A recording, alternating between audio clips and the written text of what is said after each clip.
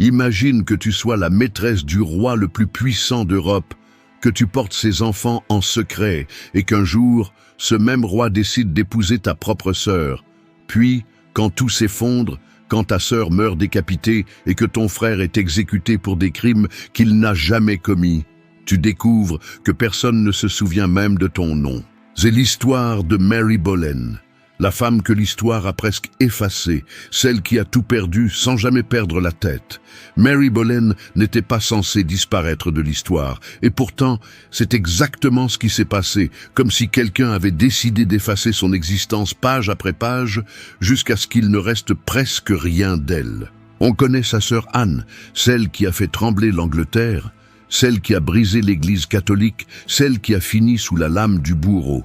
Mais Mary, elle, c'est l'ombre, le fantôme, dans les couloirs de la cour, la femme dont on murmure le nom sans jamais vraiment savoir qui elle était. Elle est née dans une famille qui avait tout misé sur l'ambition, les Boleyn, une lignée de marchands enrichis qui avaient gravi les échelons de la noblesse anglaise à force de calculs, de mariages stratégiques et de flatteries bien placées. Son père, Thomas Boleyn, était un homme brillant, un diplomate qui parlait plusieurs langues et qui savait exactement comment se faire remarquer à la cour du roi Henri VIII, et sa mère, Elizabeth Howard, appartenait à l'une des familles les plus puissantes du royaume. Les Boleyn n'étaient pas des aristocrates de sang ancien, mais ils avaient quelque chose de plus précieux encore. L'intelligence de comprendre que le pouvoir ne s'hérite pas toujours, il se conquiert. Mary était l'aînée ou peut-être la cadette, personne ne sait vraiment parce que même sa date de naissance s'est perdue dans les archives comme si elle n'avait jamais vraiment compté.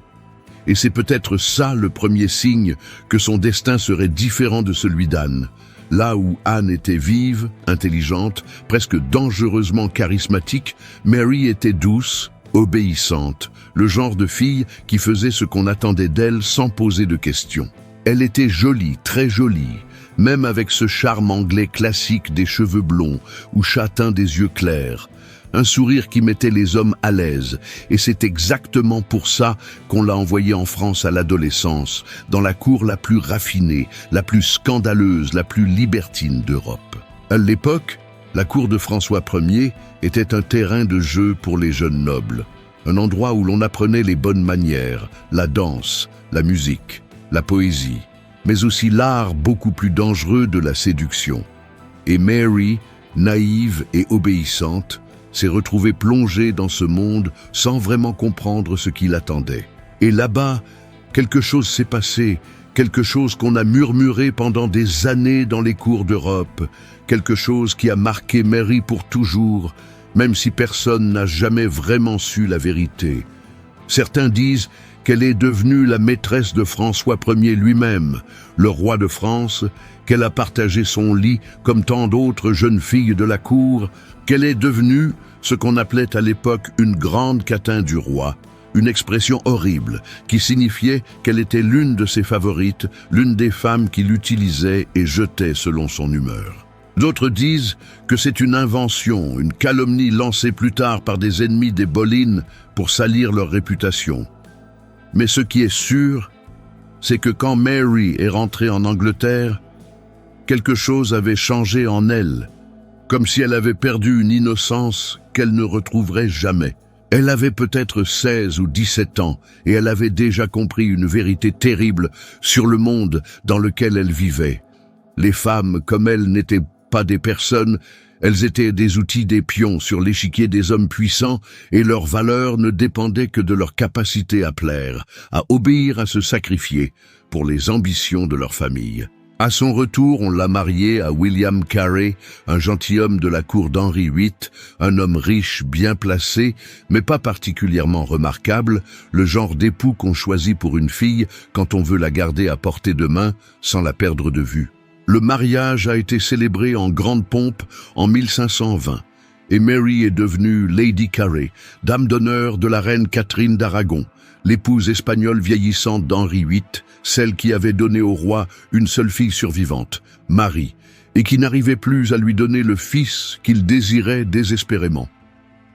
Mary était là dans les appartements de la reine, à servir, à sourire, à faire ce qu'on attendait d'elle. Et c'est là, dans les couloirs de Greenwich Palace, qu'elle a croisé le regard du roi et que tout a basculé.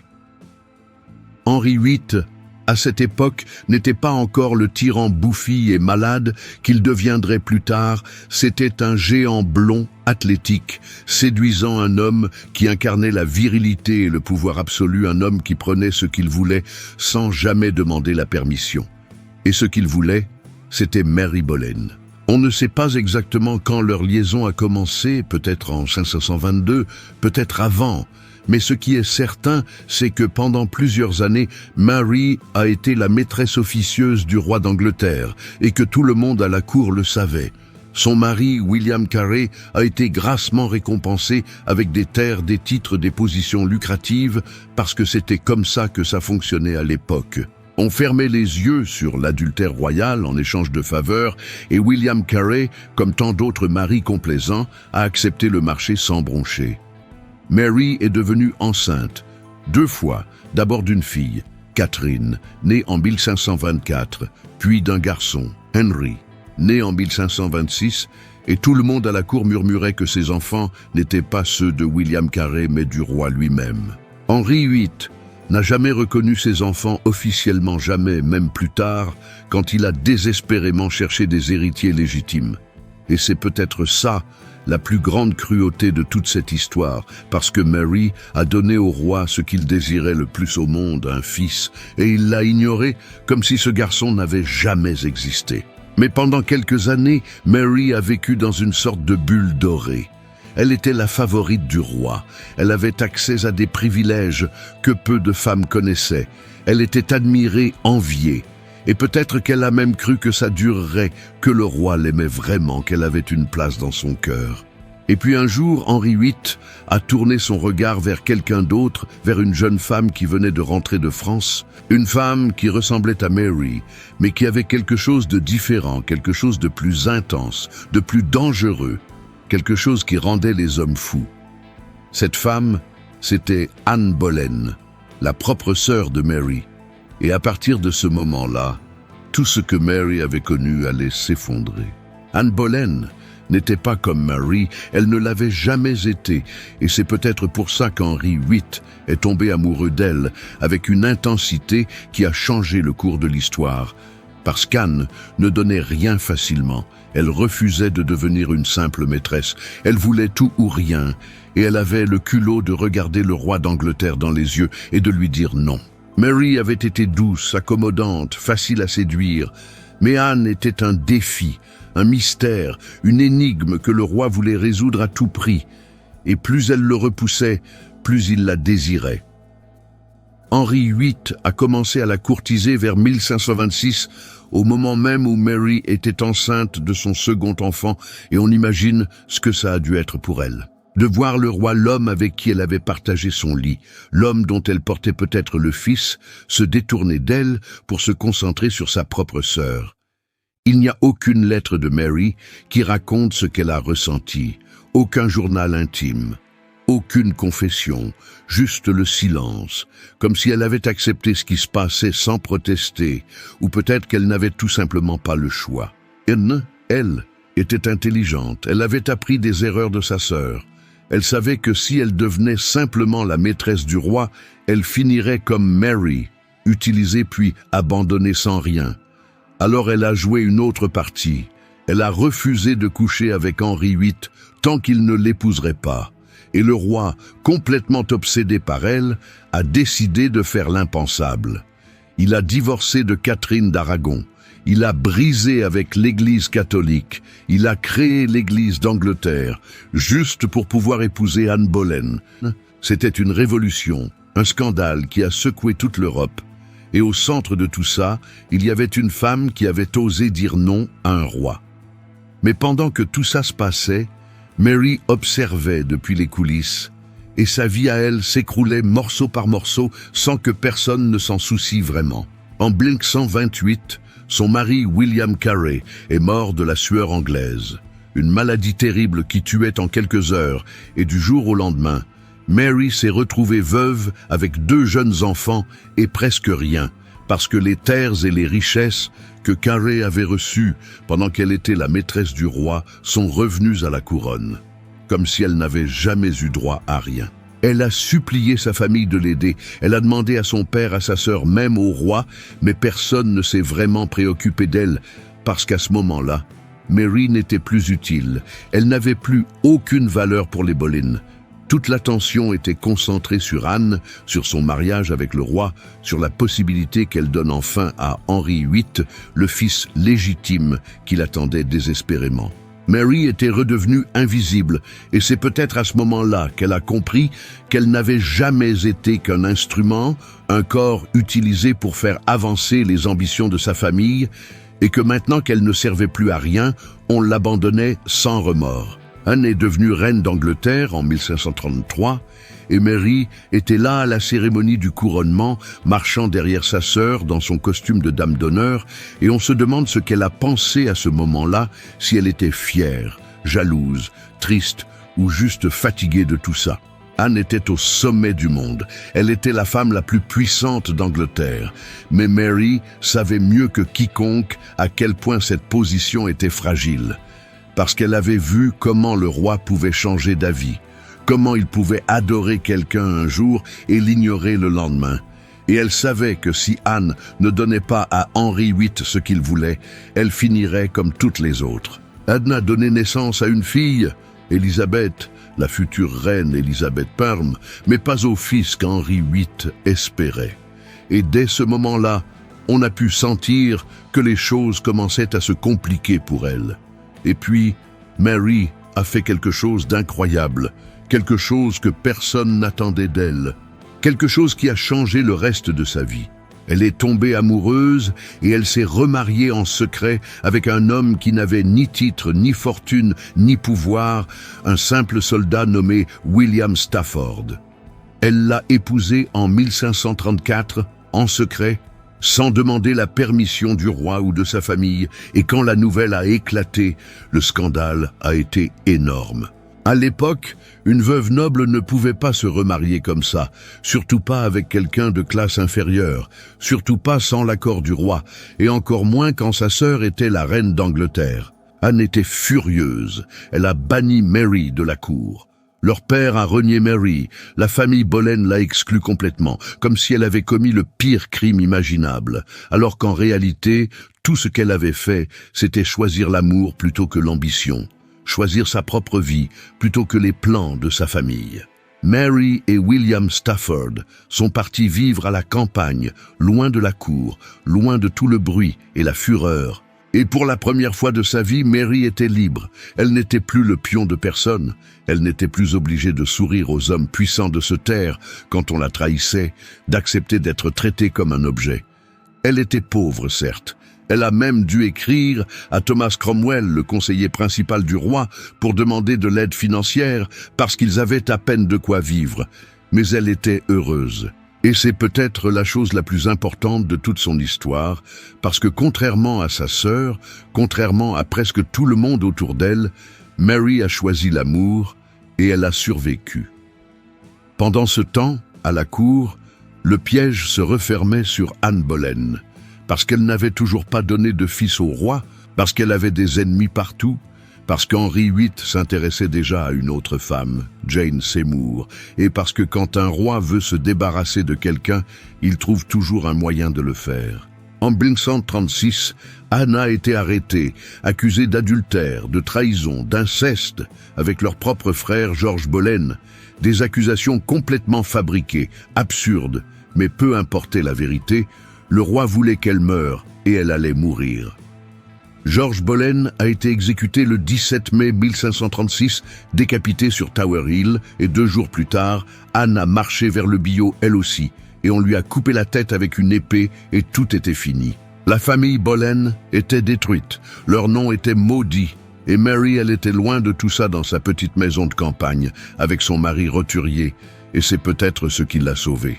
Après, l'exécution d'Anne et de George-Marie Boleyn aurait pu disparaître complètement de l'histoire. Et pendant longtemps, c'est exactement ce qui s'est passé. Parce qu'elle a choisi le silence, elle a choisi de rester loin de la cour, loin des intrigues, loin de tout ce qui avait détruit sa famille. On ne sait presque rien de ces dernières années. Il n'y a presque aucun document, aucune lettre, aucune trace officielle de ce qu'elle a fait, où elle a vécu, comment elle a passé ses jours, comme si elle avait décidé consciemment de s'effacer, de devenir invisible pour rester en vie. Ce qu'on sait, c'est qu'elle est restée mariée à William Stafford, qu'ils ont probablement eu des enfants ensemble, qu'ils ont vécu modestement mais en paix, et que Mary n'est jamais retournée à la cour, même quand les choses se sont calmées, même quand sa nièce Élisabeth est devenue reine d'Angleterre des années plus tard. Il faut imaginer ce que ça a dû être pour elle, de vivre avec tous ces souvenirs, de savoir qu'elle avait été la maîtresse du roi, qu'elle avait peut-être porté ses enfants, que sa sœur avait été reine et avait fini décapitée, que son frère avait été exécuté pour des crimes qu'il n'avait jamais commis, que toute sa famille avait été anéantie en quelques jours et qu'elle avait survécu simplement parce qu'elle était déjà partie, parce qu'elle avait choisi l'amour plutôt que le pouvoir, parce qu'elle n'avait plus rien à perdre. Mary devait vivre avec ça tous les jours, et on ne sait pas si elle a jamais parlé de tout ça, si elle a raconté son histoire à ses enfants, à son mari, ou si elle a tout gardé enfermé en elle jusqu'à la fin de sa vie. On pense qu'elle est morte vers 1543 ou 1544, quelque part dans la campagne anglaise, probablement dans l'Essex, et on ne sait même pas où elle est enterrée. Il n'y a pas de tombe, pas de monument, pas de plaque qui porte son nom comme si elle n'avait jamais existé. Sa fille Catherine Carré et son fils Henri Carré, ceux qui étaient peut-être les enfants du roi, ont survécu et ont même eu des vies relativement réussies. Catherine est devenue une dame d'honneur de la reine Élisabeth et Henri est devenu baron Hunsdon et l'un des conseillers les plus proches d'Élisabeth. Ce qui est ironique quand on y pense, parce que ces enfants que le roi n'avait jamais voulu reconnaître ont fini par servir sa fille avec loyauté et honneur. Mais Mary, elle est restée dans l'ombre, et pendant des siècles, les historiens l'ont presque ignorée, parce qu'elle n'avait pas l'éclat d'âne, elle n'avait pas changé le cours de l'histoire. Elle n'avait pas provoqué de révolution religieuse, elle n'était pas morte de façon spectaculaire. Elle avait juste vécu, et elle était morte tranquillement, et pour l'histoire, ça ne suffisait pas. Les romanciers se sont intéressés à elle bien plus tard, au XXe siècle, et ils ont essayé de reconstruire sa vie, de lui donner une voix, de raconter son histoire comme elle méritait d'être racontée. Et c'est là qu'on a commencé à comprendre que Mary Boleyn n'était pas juste l'ombre de sa sœur. Elle était une survivante, elle était une femme qui avait traversé l'enfer et qui en était sortie vivante. Sa vie était tragique, oui, parce qu'elle a été utilisée, manipulée, abandonnée par les gens qui étaient censés la protéger par son père, qui l'a offerte au roi comme un cadeau, par sa famille, qui l'a rejetée quand elle a choisi l'amour, par le roi, qui a pris son corps et qui a ignoré ses enfants, par l'histoire, qui a presque effacé son nom. Mais sa vie était aussi un triomphe silencieux, parce qu'elle a refusé de jouer le jeu jusqu'au bout. Elle a refusé de sacrifier son bonheur pour l'ambition de sa famille. Elle a choisi un homme qu'elle aimait plutôt qu'un titre. Et elle a vécu ces dernières années en paix, loin de la violence et de la folie de la cour d'Henri VIII. Quand on compare son destin à celui d'Anne, qui était morte à 35 ans avec la tête tranchée, ou à celui de George, qui a été exécuté sur la base d'accusations monstrueuses, on se dit que Mary a peut-être eu la meilleure fin possible parce qu'elle a eu le temps de vieillir, de connaître l'amour, de voir ses enfants grandir et de mourir dans son lit entourée de ceux qu'elle aimait.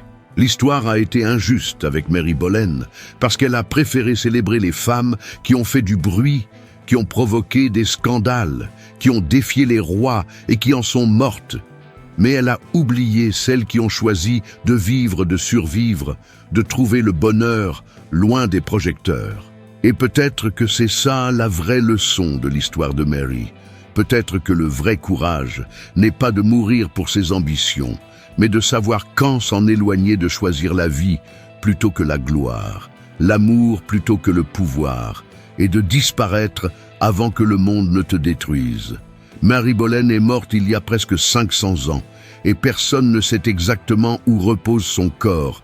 Mais son histoire, elle, continue de nous parler, parce qu'elle nous rappelle que derrière chaque grande tragédie historique, il y a des gens ordinaires qui ont essayé de survivre, qui ont aimé, qui ont souffert, qui ont fait des choix impossibles et qui méritent qu'on se souvienne d'eux, même si l'histoire a essayé de les oublier.